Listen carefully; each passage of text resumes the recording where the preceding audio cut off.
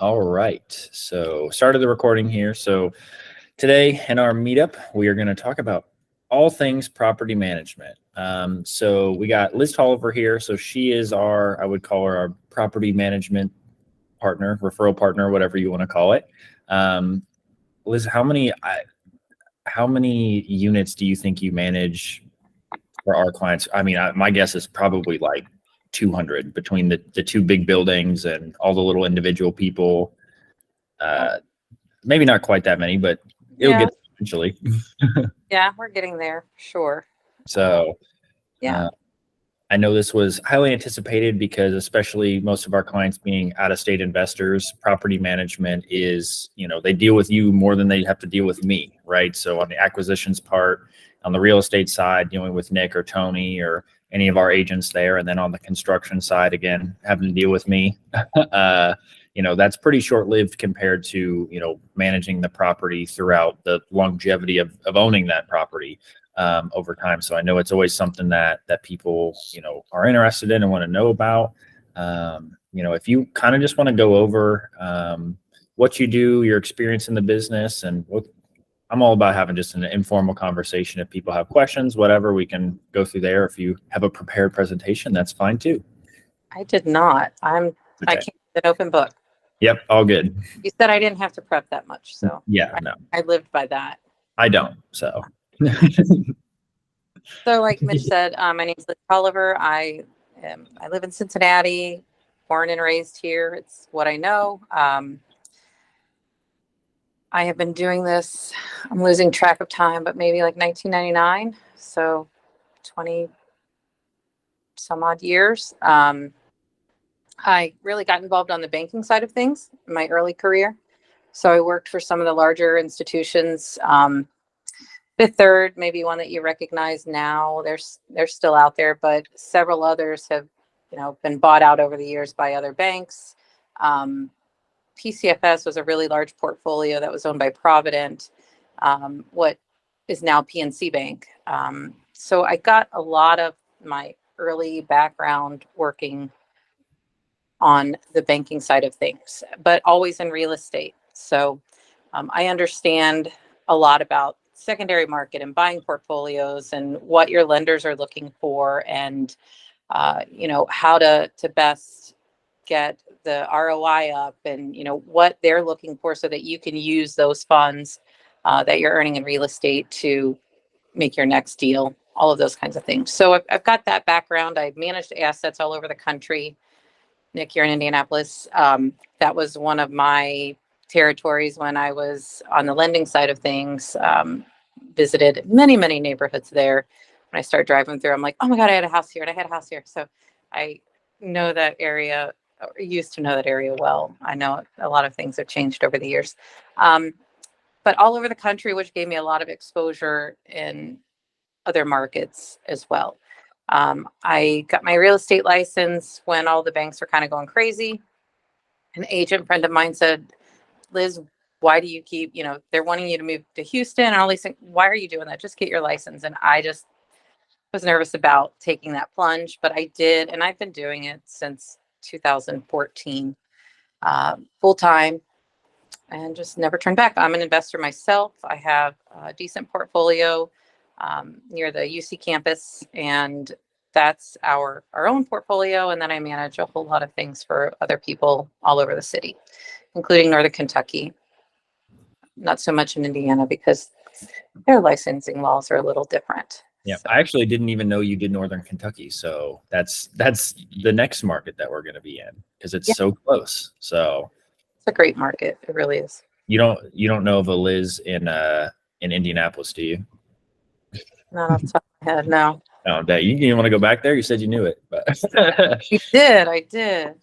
So what had you get into the property management? I know your background and stuff like that, but normally people will, I'm going to get my real estate license and I'm going to sell stuff. But I know you've done some of that and everything, but you kind of dug deep on the I'm a property manager side of things as opposed to the buying and selling side.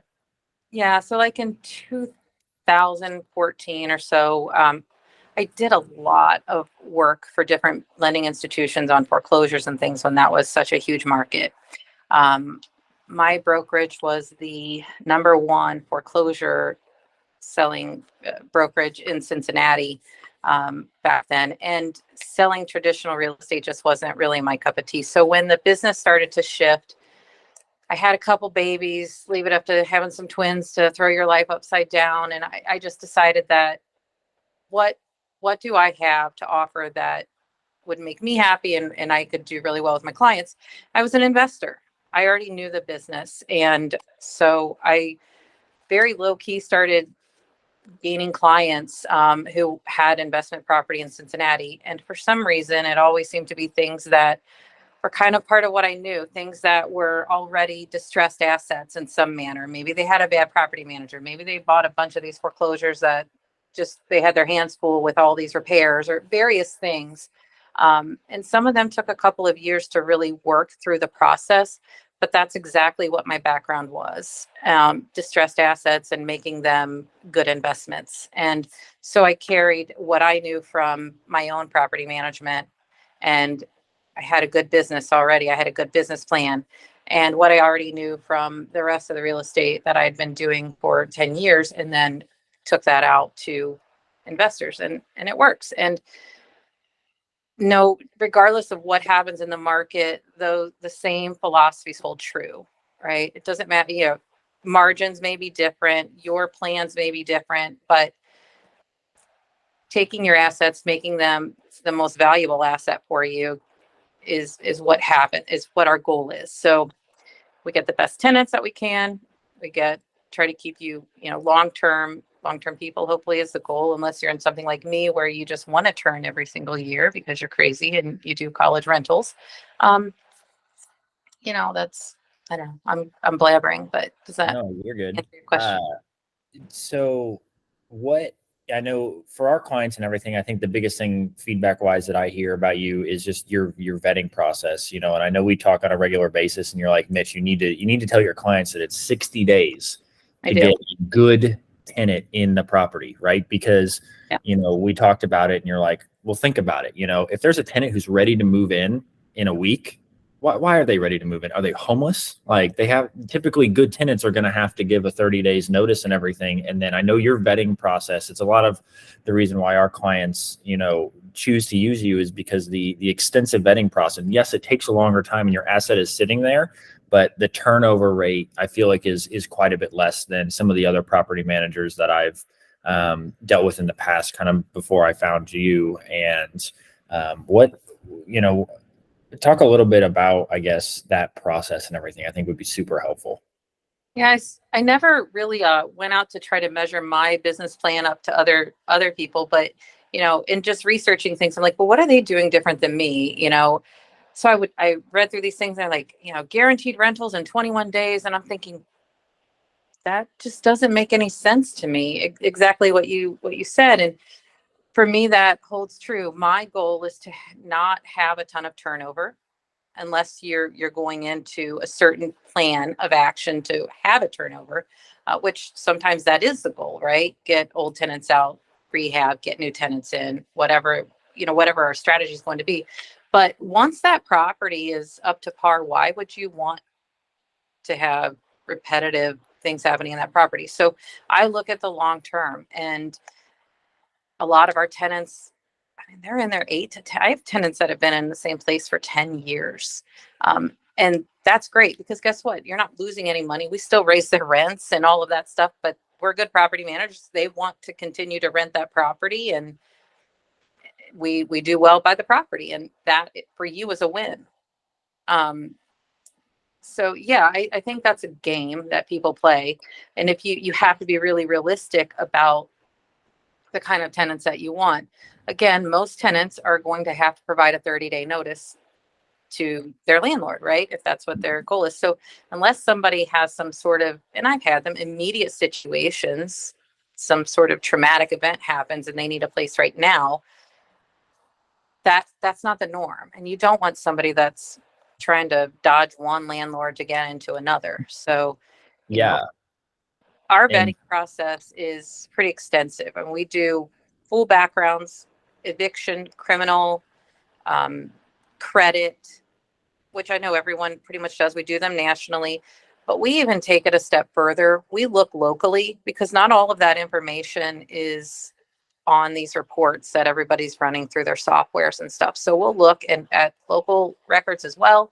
We'll also, every person we call their landlords. We want to talk to people, and we call and we double check all of the paycheck stubs and things that we receive to do rental verifications. That is the biggest thing going on right now. I mean, everybody can edit a PDF, you know, if you know, if you don't know how to do it, somebody knows how to do it. And I had one 2 weeks ago, and I'm like, this just doesn't add up. So I get on the phone with the employer, and yes, the same employer ID, but the data was wrong. So of course she's out, right? So Wow. you have to be careful, and we really try to go the extra mile to make sure that we've got good, correct data so that we're making good decisions for you. Yeah, and I assume you're using more than just the Zillow rental manager, like a lot of people. I don't Zillow rental manager. It doesn't. You get, first of all, you don't get all the information back, and second of all, you're not getting that extensive of a background, and most of their information is kept private, and they're just rating them for you. Yeah. How are you pulling local records and local eviction notice? Are you having to like call the courthouse, or is that readily available online? Readily available. If you know where to look, it's online, and you can search by birth date and name and look at local records. Okay. Gotcha. I won't give away too many of your secrets. Not that I know them. I'm not a property manager. I've tried it a couple of times, and it's not fun. That's why I let you do it. So, okay. Let's see what else we got property manager wise. I know everybody always asks me, and if they're a current client of yours, a current client of mine, they always probably get both of our opinions on what they think something, or what you think something's going to rent for, right? And they're like, well, this is what Liz thinks it's going to rent for, and this is what Mitch thinks it's going to rent for. And how do you determine rents? I know how I kind of do it baseline wise, per bedroom and stuff like that. How are you kind of thinking about those things? Just talking more generally. It's not the East Side super high end area, but more right. Just a general rental. So number one, I think a little bit different from you is I'm in this every single day renting these units. So I have a pretty good feel by area what things are renting for, because I'm already renting other things, or I've already tried. Last month I had something there or whatever. So I have the history to back up some of that information. Besides that, I do much of the same things that you guys do. Finding rental rates is probably a little bit more difficult than finding sales data, because the MLS is very easy. You can look up what the price of a house should be based on these comps and based on these updates, or appraisals or what have you. The rental market doesn't work like that. You're constantly looking at a variety of information to try to pinpoint what you think that property is going to rent for. And I tend to be conservative. If I can get you a better number, I will. And maybe it's a conversation, but the worst thing I can do is give you information that says, okay, you're going to get $2,000 a month for this property, and then all of a sudden I can only rent it for $1,700. Yeah. And I've had people do that. I don't lose a lot of clients, but I will admit I had one client that I gladly lost because they were inflating. They just wanted to inflate what the value of this property is, because some real estate agent and OTR told them that that's what it should list for. Right. It's just not correct. And when I tell you it's worth $1,300 a month and you want to try to rent it for $1,950, that's just, I want to get $1,950, right? I'll get a better rate, or I'll get paid more, but right. It doesn't do me any good to keep spinning my wheels and you to not get a renter month over month, because your numbers are wrong.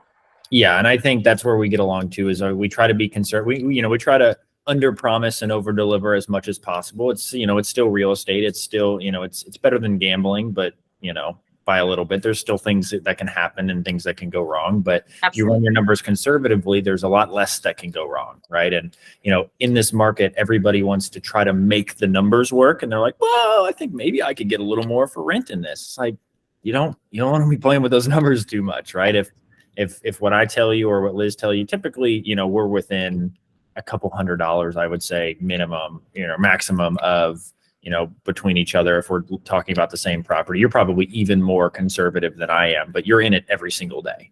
Yeah. And that's super helpful. I know I like to use like the HUD rates and the Section 8 rates just to be like, okay, well, if we can rent this Section 8, you can probably get pretty close renting it, depending on area and everything, to a private tenant and everything that's not government sponsored. I know that's kind of my baseline. That's what I like to use. So you have to be careful about that, because even though that's what government rates are supposed to be, they're not even really offering those 9 out of 10 on the initial year. So that may be what their stated rate is, but more often than not, when we submit initial RTAs for approval, they're not coming back at those stated rates. Yeah. Because of their rent reasonable. And a lot of times, honestly, they're wrong. And I've tried to argue with them when I know a house is worth, if you're giving me this on a 2-bedroom, what do you mean you're only going to give me this on a 3? That doesn't make any sense. But you can't force them to make sense. So you have to be willing to, if that's the route you're going, you either have to be willing to live with their numbers and try to wait for the second year to get increases, or have a different business strategy. Yeah, absolutely. I know I don't have necessarily more questions. If we can, let's just open it up and see what questions everybody else has, and just onslaught Liz with all your questions that you have. You can raise your hand. You could just unmute yourself. It doesn't matter.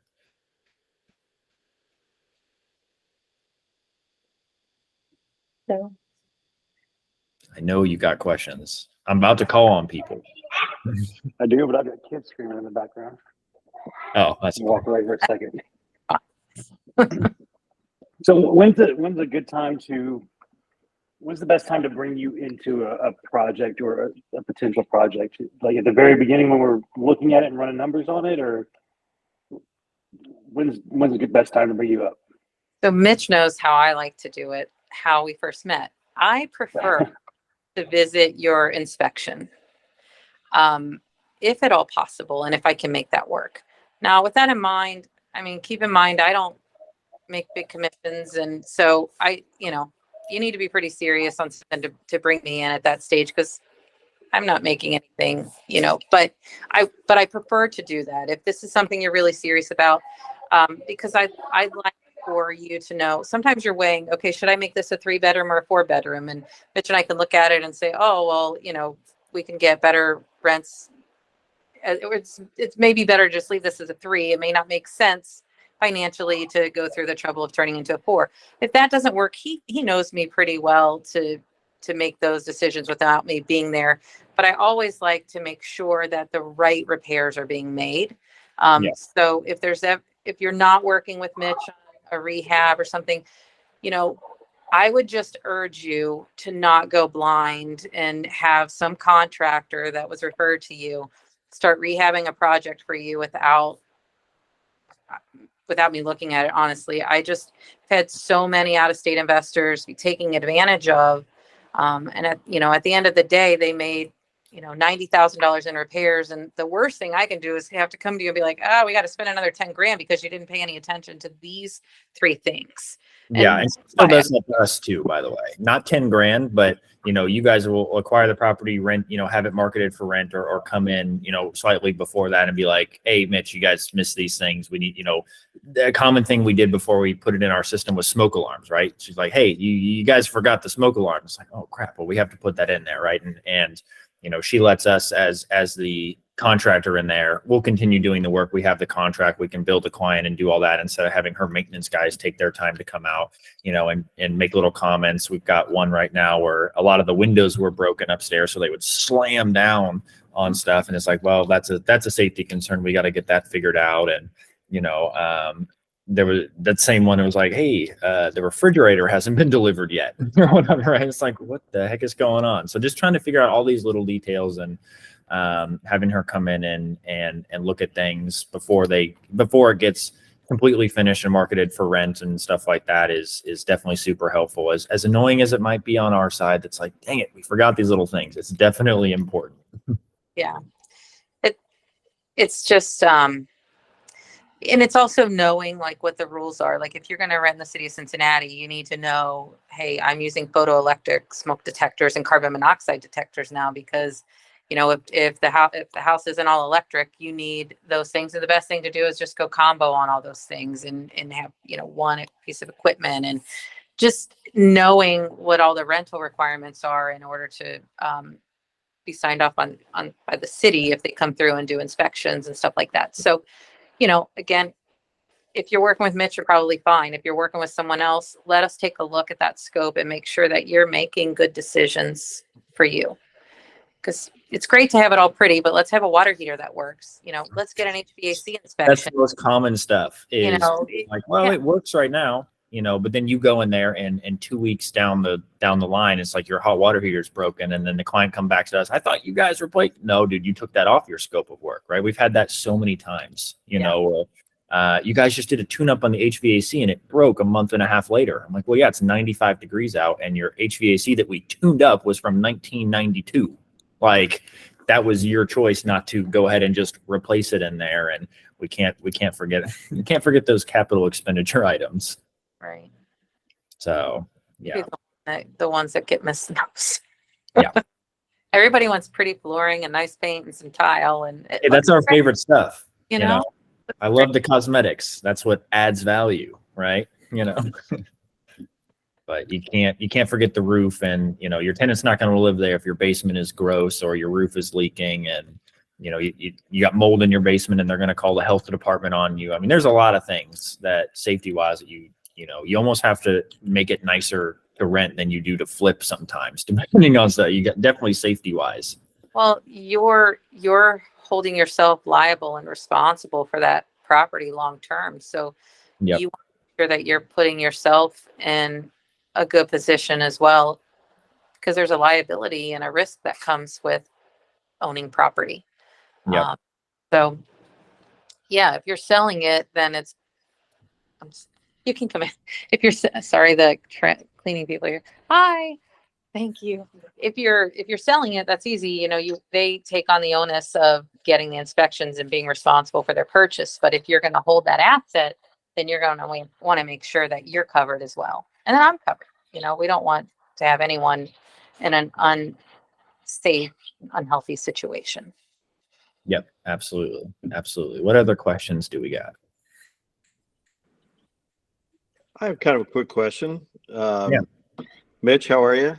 Doing good. Can't complain. Good. Liz, nice to meet you over the internet as well. First of all, I just wanted to say, like, I am truly grateful for folks like you that are honest and direct with potential investors, because I know even in my short career, it's easy to get excited about imaginary numbers. And when I say imaginary, I don't necessarily mean wrong. I just mean like they're floating out there in the ether until you've proven something, you know.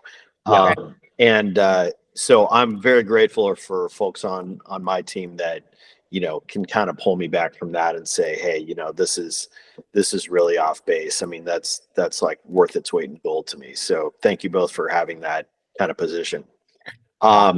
Liz, I was just going to ask you, you know, you've gone up to now, it sounds like you're approaching 200 units that you're managing, and I can't even more than that.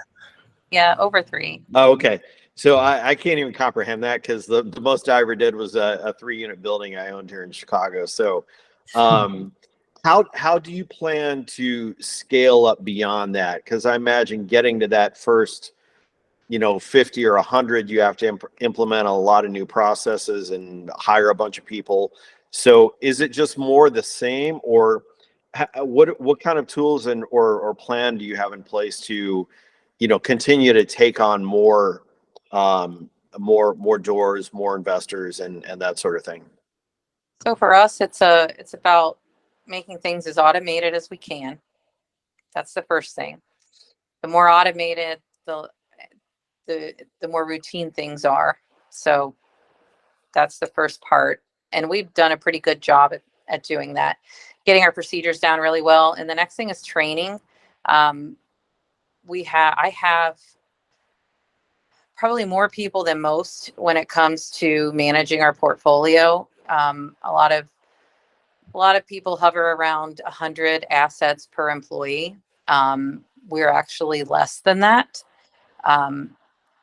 We handle all of our maintenance and stuff as well. So our staff is a little bit larger, but we're handling both sides of the business at the same time. So we probably hover around 60 a person, but they're handling a lot of functions. Yeah, you've got 4 people on your team now, right?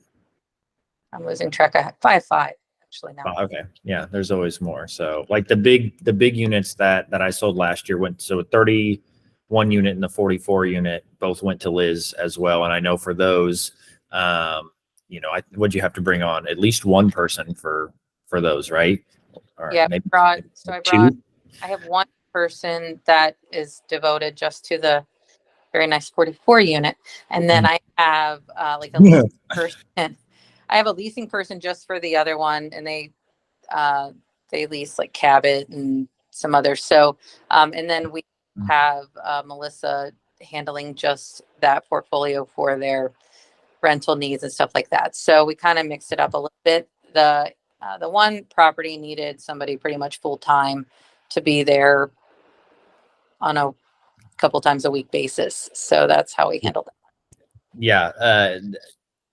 Insight on that building a little bit, just to tell people kind of what you've dealt with before. So I sold this 44 unit building. It was great. We were there, like I was there probably at least 10 times during the escrow period, which was like 100 days on here. It was 80% Section 8, subsidized housing, 20% not, which is not a great ratio. There's a lot of cars in the parking lot in the middle of the day. People don't have jobs because they put your rent down when you have a job. Closed on the property, and there was some sewer issues and stuff like that. We had, what'd you have? Like people breaking into the coin laundry systems. The cops were there like the first 3 days from like stabbings and stuff. Like everything happened. Like all at the same time, right? We had no inclination of this going through. They paid $3.9 million for this building, right? And the second we closed, it seemed like Armageddon unleashed on this building and stuff. And that's why me and Liz kind of laugh, and she's like, well, I got one person for that building, because it's difficult, right? And there's a transitionary process in kind of evening out that ratio from subsidized to non-subsidized. And, there's a whole thing to do that. And that's what Liz does. I don't do any of that, but it was tough, right? So it's not always just, throw a tenant in there and it's fine. And we're recovering. I think that's one of the things that I try to do with my investors is have a game plan. Mm-hmm. And, like for that particular building, we knew that there was a transition period that, we want to vacate. We knew very early after we took over that this isn't what it appeared to be. So let's get a game plan in place. So, our game plan was to non-renew as quickly as possible those people that we felt were the worst part of the group, right? Leading to a lot of these issues. And then from there, start turning the units. And we are living through and coming on the other side of that horrible transition period. It's stressful to have 12 vacant units at one time, 12 out of 44, right? Financially, it's stressful. Plus you have the cost of the turn. That can be stressful. But if you're going to buy a project like that and you're walking into what was presented as 80% of the units being Section 8, it ended up being like 89% of the units. That's, and I don't have a problem with that. I have zero problem with investors targeting Section 8 rentals. I think there's a great plan for that. And I think that can even be your strategy as an investor. And I'm all on board for that. But it all comes back to screening. Even if that is our target, which is great, I don't have a problem with that. It still comes back to screening. I can screen a Section 8 tenant who has a job and a 600 credit score, or maybe it's not, maybe it's 570, but somebody that cares about their credit score, right? I get these all day long. They're 400. I'm not taking it. I'm not. If they have an eviction on the record, I'm not taking it. I I don't want that problem, and I don't want us to have that problem in 3 months. So, you know, I don't, like I said, I don't have a problem with that. And I like taking Section 8 for many of my investors because that's their plan, that's their strategy. And it's a lot of work, but at the same time, screening is golden.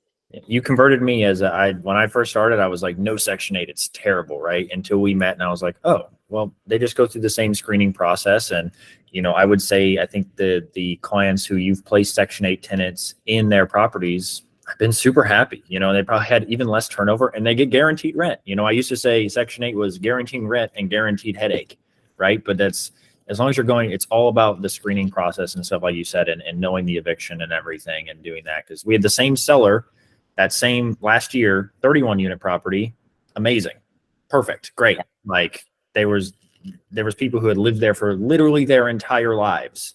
Like his mom lived there, and then his mom died, and he moved in, and then that guy probably died there too. Like it's crazy, you know. I try to just take rents online, but with that building, we have to make an exception, and we just keep still taking their checks and their money orders because they're going to learn how to pay online, and that's okay. And Yep. you know, it's about knowing your client and trying to be good to your tenants. Your tenants will never know you, but they'll know me.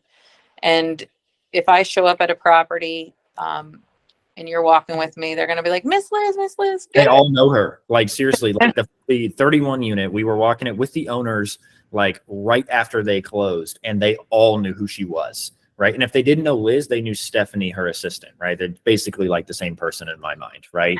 And they all knew who she was. Right. And you were up there having conversations. I'm pretty sure we all left and you were just there, like having conversations with them. And they just, you know, especially the old ones who just like to talk. Right. They all knew who you were, which I know for my clients who were there, that gave them a lot of comfort in that. It's like, okay, they know who she is. Right. She's not the mean property manager. They wanted to talk to you. They didn't hate you, you know.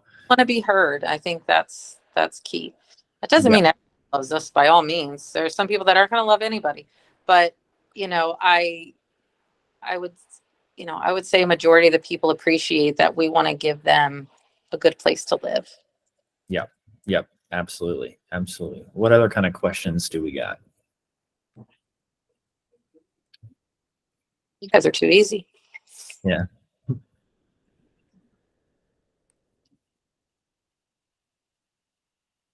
Oh, Javier, you got a question? I think you just got Hi, unmuted. Javier from California.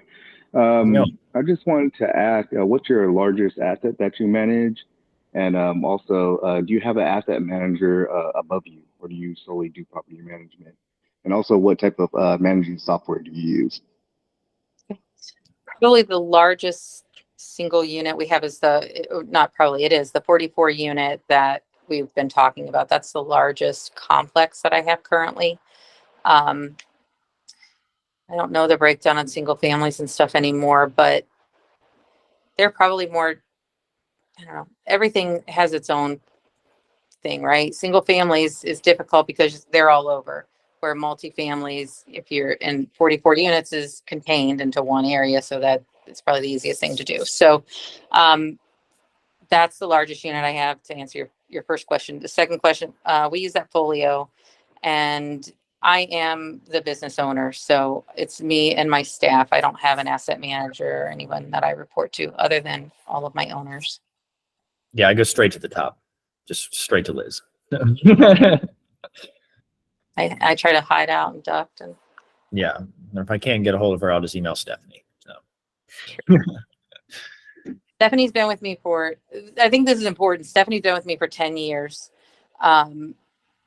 She started out, right when we were starting some of the property management stuff, and she was really just doing our accounting more when we still had a lot of foreclosures. And she's my right hand, honestly. She's very type A, and I need that. She's the exact opposite of me, who's all over the place putting out lots of fires. She's always contained in one area, and that it works very well. And she would be, if ever we manage your property, you're the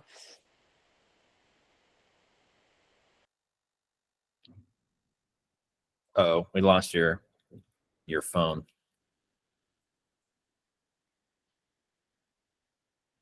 But you might be able to just unmute your computer now. Can you hear me? Yep. I can't hear you though, is the problem. Hold on.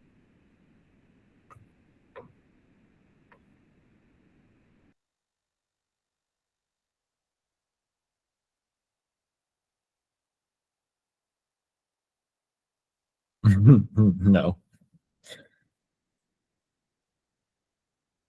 I didn't get a meeting request.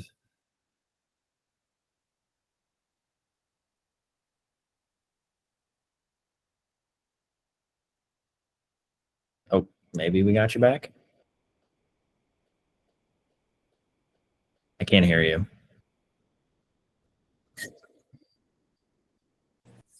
Can you hear me now? Yep, now you're good. I'm sorry. I No, apologize. you're good. What's going on with this technology? It's really great until it doesn't work. Yep. Did I answer all your questions, Javier? Yes, thank you so much. Okay. Sorry about that. All right, what else do we have? I need some hard questions. Is anyone interested in investing in Cincinnati? Or are you all investing in your own parts of the country? Everyone here Absolutely. in this meeting has expressed interest in investing in Cincinnati. So they're all through various lead sources, bigger pocket. Most everybody here is from bigger pockets or referrals, or but they've all expressed interest here in the Cincinnati market. So you are talking to your next clients. Once I can tell them something that the numbers make sense. You've probably already, I mean, you've done your research, then you already know why Cincinnati is a great market to invest in, I would assume, if you're here. That's still, I'll just speak to that if no one has any questions. What has really transpired over the years that I've been in real estate is that, there aren't any areas that are off limits anymore. I think that's been the biggest transition. Every neighborhood kind of borders something else. High-end neighborhoods are sitting right on the cusp of low-end neighborhoods, and everything is kind of like shifting a little bit. Regardless of where you are, it's like all walks of life are in all of these neighborhoods. There's nothing, pretty much. There's nothing just like one I always type. say Cincinnati is super street to street, block to block, right? Like you could, especially the West Side. I know you're a West Sider. I know Tony's on here. He's in Westwood. Whatever. But you live in the Incline now, right? So it's fine. But For a minute, so my house is done. your house, yeah, and it's super, super block to block, street to street. It's like literally one block is terrifying and you hear it on the news every day. And the next block is like Victorian mansions, right? And it's all just commingled in together. And that's what makes Cincinnati really difficult for a lot of investors, is because you have these agents out there that's like, oh yeah, it's fine. Just buy it at cash flows, right? The numbers look great. Well, the numbers look great because you're going to get shot. Like, it's just not real. Like, when we hear stuff on the news and we hear all this kind of stuff, and there's so many yes men out there, and you have to know Cincinnati. And, Liz, I mean, you were born here, right? Like you're straight up from Cincinnati, right? Yes. My favorite story is somebody that we've grown to both know. You met her a couple years later, but she's an investor, and someone sold her something that was incline near. Wasn't anywhere near the incline, because the incline's like 3 blocks, right? And it's an area that overlooks the river and the city, and it's over the last 10 years it's gotten very expensive, and any lots that were around, they're being bought up. And even I can't believe some of the prices of the new construction that's going up. It's just mind-boggling having been from there. My old broker. Yes. And, they sold her this, over on Beach Avenue. And I'm like, what do you mean incline near? And she's wanting these outrageous numbers because, she's only 6 blocks away. 6 blocks away is a completely different area. It's across the street is completely different. Correct. Yeah. So, I would Cincinnati's awesome. And again, as long as I think you can be profitable almost anywhere here, I think that you just have to know who your clientele is. I think you have to be comfortable with what your business plan and your business model is, and talk to your property manager and your real estate agent to kind of game plan what your strategy is going to be. But I think Cincinnati's unique in that respect that there's really, for me, there's maybe only 2 neighborhoods for me that would even be off limits when it comes to managing. I wouldn't question almost any area. Yeah. And I'm not going to say what those areas are. Yeah, this is a recorded video. Hey, Mitch, can you hear me? Yeah. What was the outcome of is the 41 unit stabilized now? Are you in the middle of doing that right now with It's Liz? been a year. It's been a year. It's been a year. We vacated 12 units at one time about 5 months ago. We completed all of the turns, and 9 of those units were rented June 1. So we're finalizing a couple more, and then she'll be back to 100%. And the good thing is we don't have anybody we don't have any notices that there are any new vacants coming up or anything like that. So Awesome. How many of those did you started have? a community watch there. That's another Yeah. thing we did. Yep. And we're probably going to bring a maintenance person on to live there at a reduced rate to just make sure that there's somebody accessible all the time. Yeah. And Mitch, was this all planned out with this particular investor and with the understanding that this was going to be, a good year to stabilize the property? I mean, was this investor a newer investor, an older, more seasoned investor? They were all seasoned investors. It's a big investing group. So they were all seasoned investors in their own individual things. This was, for most of them, there's like 12 people on this syndication or something like that. Okay. It's their first syndication, and it was their largest property they had bought to date with each other, basically just combining funds. We thought that the building, obviously it needed some renovations and some turns. We did not anticipate it being the situation that it happened, like literally the day after we closed, right? Where all hell broke loose, and it was much more immediate than we thought, and much more capital intensive, I think, than they thought, as far as getting things fixed and everything. And, Liz was in the, we didn't talk about this property we didn't want to deal with it. Right. It was tough, but definitely not planned to do this. There was going to be some stabilization, of course, but not to this scale. Our plan originally was, well, first of all, I think the sellers really should have been sued. They did a good job of covering up a lot of ongoing issues, a lot of the plumbing issues that were ongoing, because the day after I got it, I found out this lady's literally living in sewage in her bathroom. It was really horrific, and it was that whole building. And then it went from one building to the other. And in general, the plumbing isn't great in that building, but the sewage issues have now been resolved and things like that. But, years and years of neglect that I think they did a master job at trying to keep contained for the sale of this property. And there should be some liability on their part.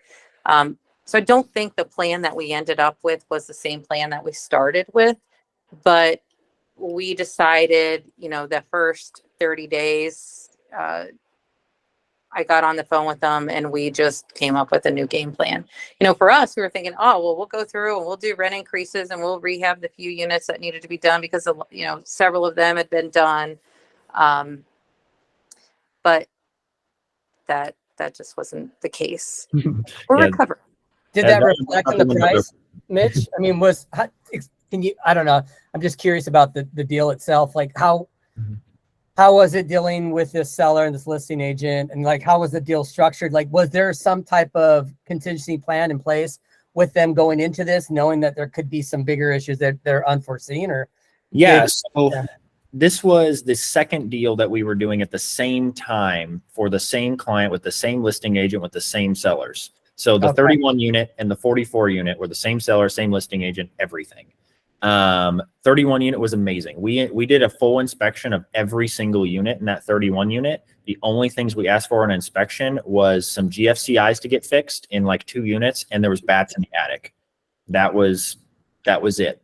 And then the 44 unit was in obviously a less desirable area right? You know, I didn't think it was terrible by any means, or else there's no way I would have sold it to them, right? It's definitely more of a, I would say, a money maker, you know, cap rate wise and stuff like that on there, but it was definitely not planned. They had some contingency, they had rehab budget, and I can't remember the exact numbers because it's been a year. You know, it's 44 units. Most of them are 2 bedrooms. Some of them mostly 3 bedrooms. Yeah. Yeah. Oh, wow. And yeah, so they're large units too, and they paid 3.9 million for it. I don't remember exactly what their rehab budget was and everything, but dealing with the agent was great. You know, like I really liked him. We've done deals since then and everything.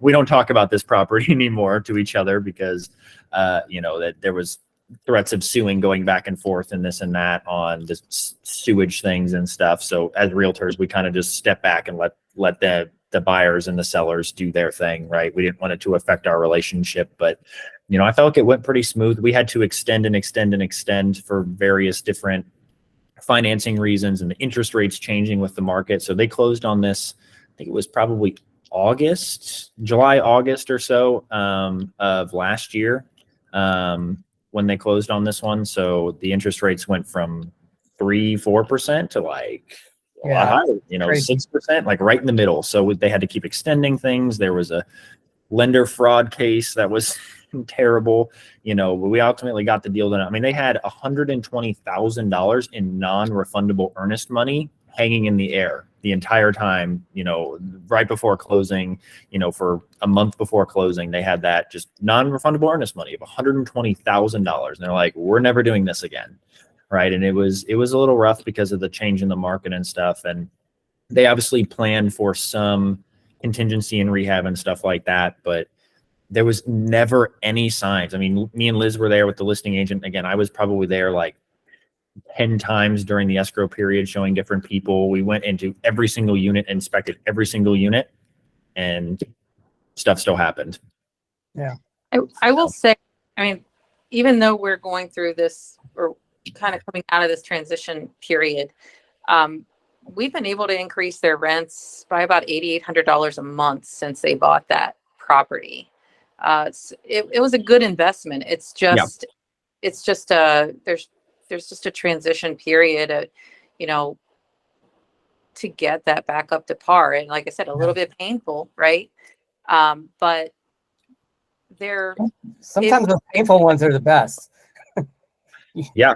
You know, like it seems really like it's huge and there's a lot of burden on it in the very beginning. But if you can stick to a good plan and really work through it over a year, 2 years, 3 years, and then you get it there, then there's, you know, real estate's usually really forgiving for that aspect. Yeah. You know? In the long term. They're going to love the property. It sucks in the beginning. Painful, but year 2, they're, you know, they'll be stabilized and they're, as much as you're stabilize a building like this, you're always going to have in a building where, you know, 80-90% of your makeup is what it is. You're going to have some things that you're going to expect. But like I said, as we transition and get our own tenants put into place there and the right screening takes place, you keep the good, you kind of get rid of the rough, and then you stabilize. Yeah. And it will be good. Like it's to increase their rents over $100,000 in the second year, they're doing pretty well. Yeah. And they still told me, hey, we have investors who want to invest here in Cincinnati still. They told me, they said, Mitch, go find us something bigger now. Right. So they weren't turned off by it. I mean, there was capital calls involved and everything like that, I'm sure, you know, but they still told me, they called me, you know, a couple months later, you know, hey, we got 800 grand in the bank. Go find us our next property. Let's make it $10 million plus. Right. And then interest rates kept going up and up and up, and numbers weren't working amazingly and stuff, but we're constantly looking for them. You know, they want to invest here in Cincinnati, you know, potentially Indianapolis, but, you know, here with us, you know, in the Midwest, right? They weren't turned off by it. It just switch a game plan, and, you know, their investors are still getting their, you know, their preferred return and everything, and everybody's happy, you know. Just the operators are kind of taking a hit, but like you said, real estate is extremely forgiving in the long run. As long as you can get through those first couple years or so, you know, you'll still be glad you did it 30 years from now, right? Yeah. Absolutely. Yeah, for Absolutely. sure. All right, what else we got? Ooh, Daniel and Alexis, you guys got questions? Yes, I had a question for both of you, probably Liz and Mitch. How could we get more educated on and familiar with the different neighborhoods in Cincinnati? I know you're saying there's a lot of good areas, but I don't know. When I talk to other investors, they're like, "Oh, we're in Cincinnati," and they talk about these different districts or neighborhoods, and I'm like, I don't know, wherever we can find a deal, really. I just say wherever Mitch points me to. Yeah. Yeah. But I mean, should we be kind of narrowing in and specializing, like kind of narrowing down that a little bit, or what are your thoughts on that? I mean, for me, it's like, I don't know who said it, but wherever Mitch points me to, that's, you know, I don't want to like have you guys not see a deal, right? Every neighborhood is extremely different. And if the numbers make sense and the area makes sense, it's great, right? And the areas that I'm going to send you guys are not going to be, you know, typical war zones where the numbers look awesome. Like I have to stand behind what I'm selling you to, you know, absolutely. And different neighborhoods bring different things, right? If you want, you know, higher appreciation and a higher ARV and you're flipping houses, okay, you're probably going to be on the east side, right? If you want rental and cash flow and stuff like that, you know, you might be on the west side. You might be, you know, in Tony's neighborhood of Westwood over there, right? On different streets, but not all the streets are good. You know, most of them are probably bad, and there's some little pockets and stuff. It took a really long, I'm not from Cincinnati. We moved here in 2020. I'm originally from Indianapolis, and it took us a really long time to figure out these different areas and streets. And I still don't know as much as Tony does or as much as Liz does, right? But I can physically drive the neighborhoods and go see them, or Google Street View or whatever. And that kind of tells me a lot, and I can learn through our clients and everything. And, you know, I learned a lot through just being here and being on the ground. And I know our clients who have actually visited their properties, or even if they don't have properties, just visited Cincinnati and come with a target neighborhoods to kind of look in based on where we're sending deals. It's gone a really long way. Now, you still can't know every single street, but you can get a better feel for what those general areas are. That's how a lot of our clients, I like just being there in the thing. That's how I learned. Yeah. I think that if you try to start just pinpointing neighborhoods, you're going to really miss the mark. Okay. Because, I mean, for example, Tony's in Westwood. You know, Westwood has, oh my God, transitioned dramatically, just like in the last several years with, you know, new businesses, and people want to move to Westwood. And you know, there's even a lot of different tax incentives and things for people to go in and renovate these homes and take advantage of some of that stuff. And there's all kinds of drivers inside city limits that you may not get in other parts of, you know, different townships and stuff. So Yeah. I wouldn't be overly concerned about pinpointing a neighborhood. I would be pretty open to all things, because like I said, almost everything here butts up to something else that, you know, and depending on who your client is or who you're comfortable with your client being, it may not be a problem for you. You're not necessarily living there. I'm not, you know, so, you know, people find home in lots of different areas and they're comfortable with a lot of different things. Mitch, you handed me a client recently that, you know, we maximized him. He was in a kind of a lower income area, and we maximized his rents on a very nice, you know, 4-bedroom by doing Section 8 rental. Nice family. They didn't mind living there, even though some of the houses across the street might have been a little bit rough. And they met all of our credit criteria. They, you know, it's great for them, and it's great for the investor, and the investor's probably making $300 more a month than they would renting to a traditional renter that's not using vouchers and stuff. So there's all kinds of possibilities, and just don't sell yourself short by trying to stay in Delhi or stay in Wood, or be open. Who is that? Is that Tim? Thank you. Yes. Okay, yeah. Tim is like one of my favorite clients. He has 3 properties here now. All he cares about is the numbers, right? He trusts me on the area. We do all his rehabs and everything for him. Is extremely easy to deal with. He owns an inspection company and is like a master electrician. He lives in Montana. Great guy, right? He doesn't care what the area is as long as we feel like it's okay for rental. You know, me and Liz can give him that warm and fuzzy and everything in there, and he's going to make money on it. He don't have to live there, right? You know, I wouldn't live in, you know, I learned it the hard way. We rented out our house in our nice suburb in Fairfield and everything for $2,000 a month. And we had to end up suing them for $30,000. And I'm like, I'm never, ever owning a rental property that I would ever live in myself ever again. It's too nice. I just can't do it because it just left a bad taste in my mouth. And, you know, you have to, you know, if you do try to specialize in one area, you're going to miss a lot of stuff. And, you know, I know for you guys, you know, like the house on Elberon you guys bought, right? Like I ain't living in that area. You're incline adjacent. You're literally across the street, right? It's a great house. And I'm sure it's making you a good return on there. It's a big house. It was a cheap price, right? And it's great, right? It enables you to hold that property and allow the area to get better. But if you had your blinders on and you were just looking in the 3-block radius of the incline district, you would have never seen that house. Right. And your return on his return was better than it was going to be, paying more money and, you know, maybe getting higher rents. But if you're out of pocket, if your mortgage is higher or you've got less cash in your pocket, how are you any better off? Right. Yeah. Thank you guys. And just to share with everyone else, we are using Liz on that property and everything's been very smooth. We've been happy and our renters are in and just waiting for that first check, I guess now. Except for the tree trimming. I didn't and I even, think I could have flew out there to get the tree trimming done cheaper. I hadn't actually met you guys like face to face. So Oh, I didn't put it together. Yeah. So we're making an example out of you. Yeah. Yeah. So it was awesome. Yeah. Yeah. People who come to this meeting know that I make examples out of people. So Yeah.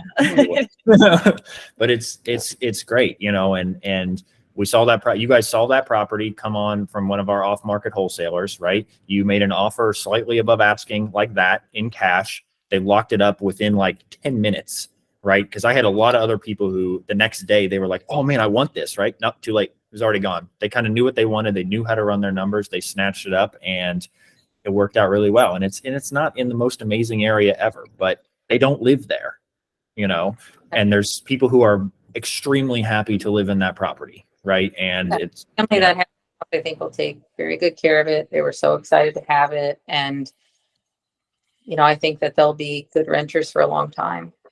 Yeah. Yeah, absolutely. Awesome. Any last questions or anything like that? I know we're at an hour or so over here, but what kind of last question? That's the thing I would tell you. Be quick. Don't take too long to make your decision. Be ready to go. Do all your homework ahead of time so that you can be comfortable with your decision, because, you know, we're probably 6 days on market on average. So day one, everyone's already looking at that property. It's still 3. 4 days. It's 3. The 3 days. Yeah, because I just heard on the news yesterday that Cincinnati was ranked nationally the hottest market in the country. We have a Because our friend days of who's market trying to move back here from New York. He already owns a home. And he was trying to buy something else and keep that one rented. And he said, what happened? And I'm like, you've been gone 3 years. I don't know. He literally, everything is either really expensive for like fully like all done over, or just he's not ready to do anything. So it's got to be ready to go. And he's like, what happened?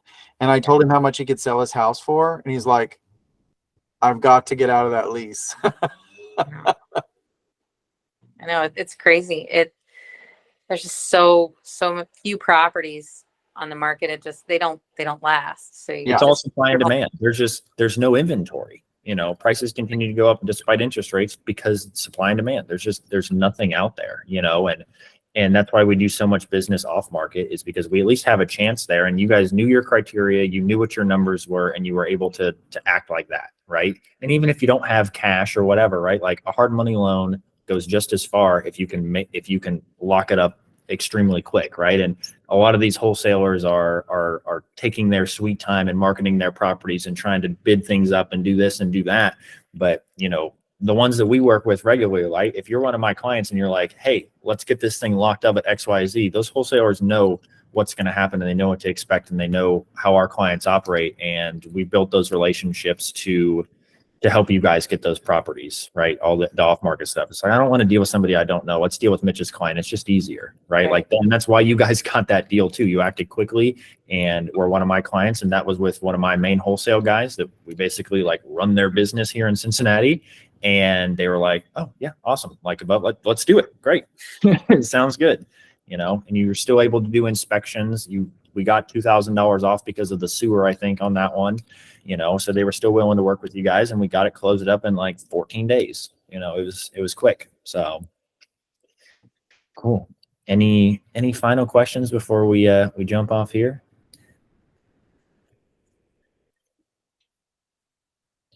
Maybe? No? I've got something to ask you guys. Question. What's up? Comparable from Indianapolis to Cincinnati. So I'm not familiar with the Cincinnati area, but I am obviously of Indianapolis and the surroundings. The areas that you're talking about or referring to with the homes you're saying, Yeah.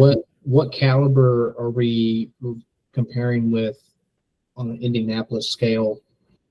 So do you think? I can make those cross references knowing both, and at least might be able to too, you know, knowing kind of that area. But, you know, when we talk about like Westwood, right? Like there's a really good section like downtown, all the new restaurants and stuff going in, but it's also like terrifying at the same part, depending on what street you're on. You know, to me that like Washington Street, like downtown's okay, but the further east west you go is not so good.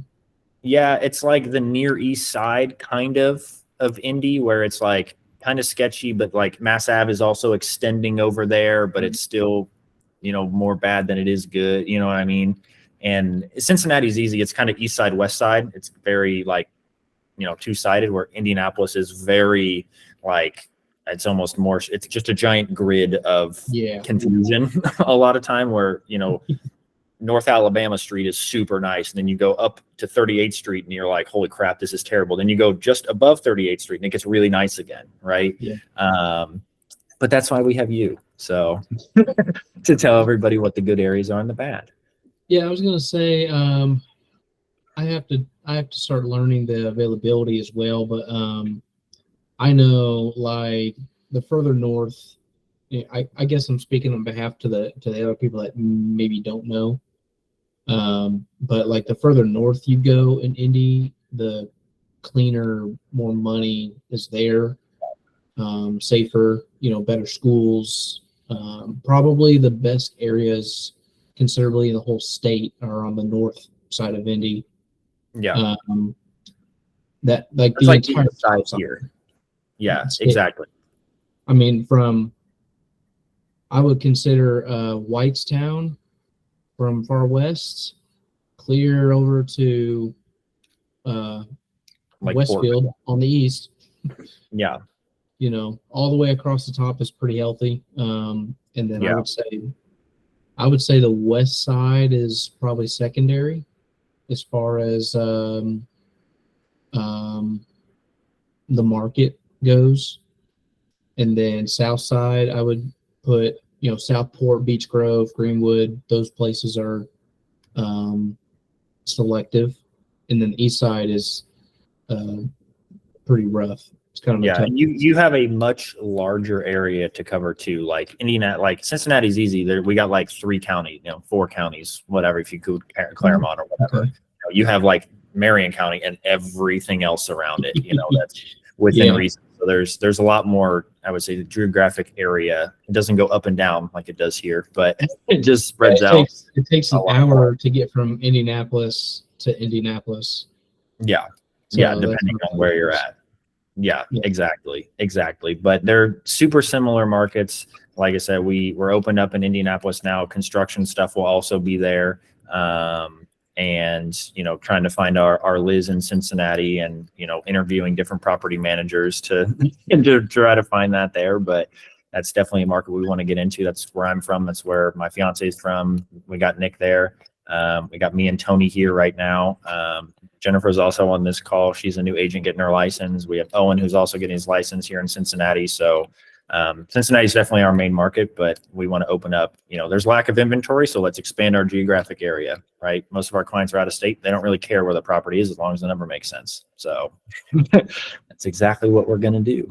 So awesome. Well, thanks everybody for jumping on this call. We'll let you go a little 10 minutes over, but okay. And thank you, Liz. You're welcome. Thank you guys. Thank you, Mr. Lewis. Yeah, no worries. Yep. All right. See you guys. Bye. Bye.